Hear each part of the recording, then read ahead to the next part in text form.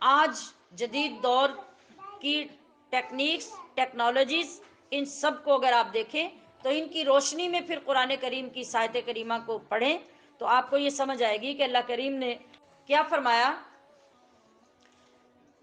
کہ ہم نے جس انسان کو پیدا کیا اس کو جو دوبارہ اٹھان دیں گے وہ کیسی دیں گے؟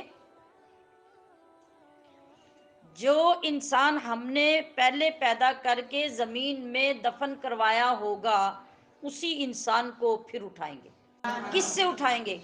قرآن پاک میں فرمایا گیا کہ انسان جب قبر میں جاتا ہے، عام طریقہ کار جو انسان کا ہے وہ یہ ہے کہ اس کا گوشت، اس کی ہڈیاں سب ختم ہو جاتا ہے۔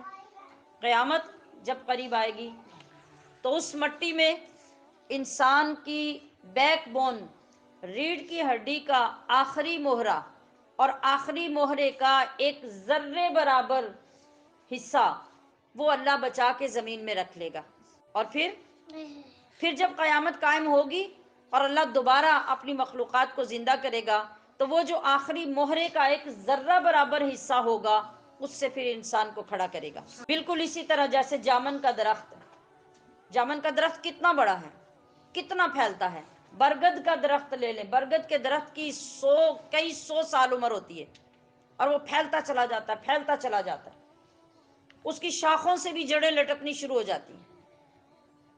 وہ بنا کس سے ہوتا ہے؟ ایک معمولی سی گٹھلی، آپ جامن کھائیں، اس کے پیدا ہونے کا کوئی لمبا چوڑا پروسیس بھی نہیں ہوتا۔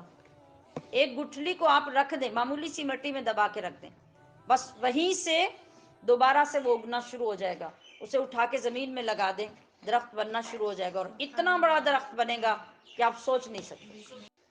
تو جس کو یہ سمجھ نہ آئے کہ ایک ذرہ برابر جو آخری مہرے کا حصہ ہوگا اس سے دوبارہ ویسا ہی انسان کیسے ہوگا، وہ اس پہ غور کرے کہ جامن کی معمولی سی گٹھلی سے اتنا بڑا درخت کیسے بن جاتا ہے۔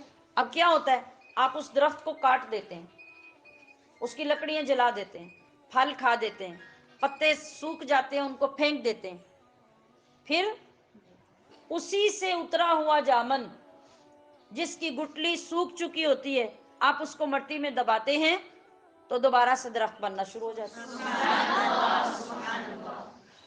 یہ غور کرنے کا نتیجہ ہے نا۔ جب ہم نے غور کیا تو ہمیں سمجھ آنی شروع ہوئی۔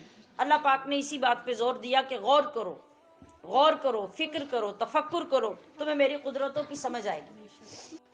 آج جو ہمارا دور ہے اس میں کسی انسان کے اصلی ہونے کے پرکھنے کا طریقہ کیا ہے؟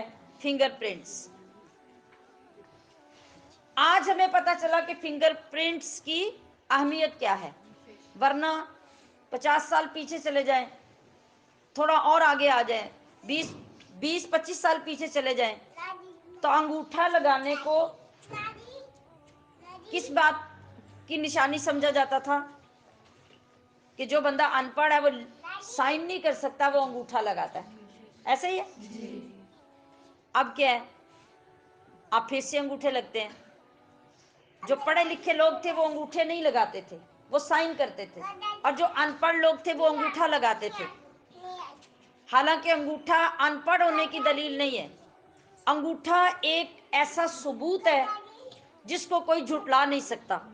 آپ کے سائن کوئی نقل کر سکتا ہے، انگوٹھا نقل نہیں کر سکتا۔ یہ ہے اللہ کی قدرت، اور اللہ تبارک و تعالیٰ نے قرآن پاک میں ہی اس کا ذکر فرمایا کہ اے کافر تو اس بات کا انکار کر رہا ہے اور اس پہ تجسس کر رہا ہے کہ ہم تجھے دوبارہ پیدا کیسے کریں گے۔ اللہ فرما رہا ہے ہم تو اس شان سے پیدا کریں گے کہ جو فنگر پرنٹس تیرے دنیا میں مرنے سے پہلے تھے انہی فنگر پرنٹس پہ تمہیں دوبارہ کھڑا کریں گے۔ 7 ارب مخلوق دنیا میں اللہ پاک نے جو پیدا کی اور جو دوبارہ زندہ ہوگی، ان 7 ارب مخلوق میں سے کسی ایک کا فنگر پرنٹ دوسرے کے ساتھ نہیں ملتا، آج بھی نہیں ملتا۔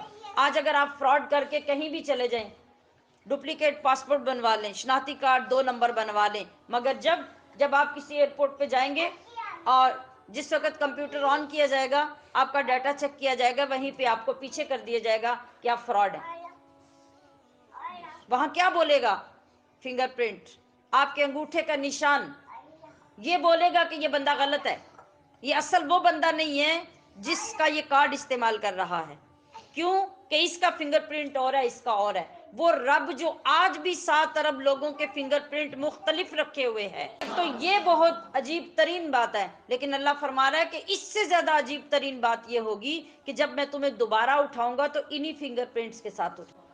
آنکھیں وہی ہونا سمجھ میں آ گیا، ناک وہی ہونا سمجھ میں آ گیا، ہونٹ وہی ہوئے، چہرہ وہی ہوا، ساخت وہی ہوا، سمجھ میں آ گئی.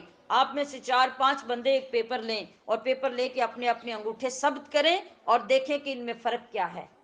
آپ سارا زور لگا دیں، آپ کو فرق نظر نہیں آئے گا. لیکن رب صرف فرق دیکھے گا نہیں، وہ فرق قائم رکھ کے دوبارہ اسی پہ اٹھائے گا.